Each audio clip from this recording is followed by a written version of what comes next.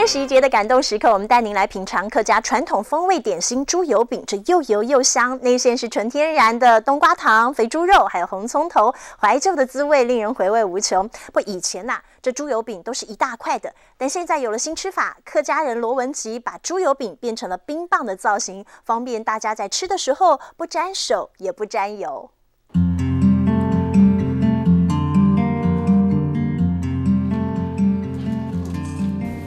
一口接一口，他们吃的不是冰棒，而是客家风味点心猪油饼。只是为什么是这种造型呢？这是客家人罗文吉的创意。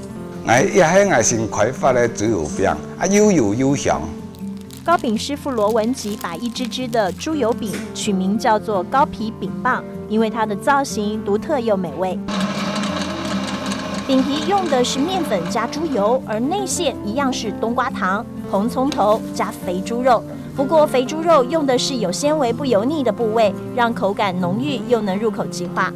这个有纤维质，如果说假如说是内脏的肉的话，它们都是油。讲求古早味儿，所以每个步骤都不马虎，口味坚持传统。和现在已经90几岁的老师傅，对，其中一位老师傅学的啊，因为做这个饼的话，精髓就在这边啊，它的味道会比一般的话会特别香一点。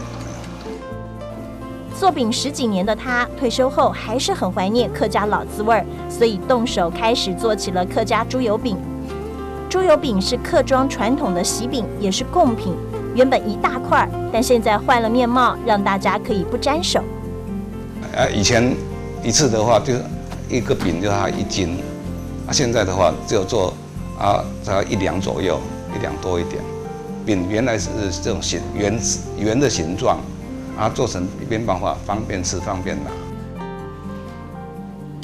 沾上芝麻经过烘烤的猪油饼，从擀皮开始一直到馅料都很讲究，依循古法制作，就算换个造型，一样酥脆可口。糕皮饼棒没有加入防腐剂，食材纯天然。罗文吉以创新的造型，让客庄怀旧的滋味有了与众不同的新吃法。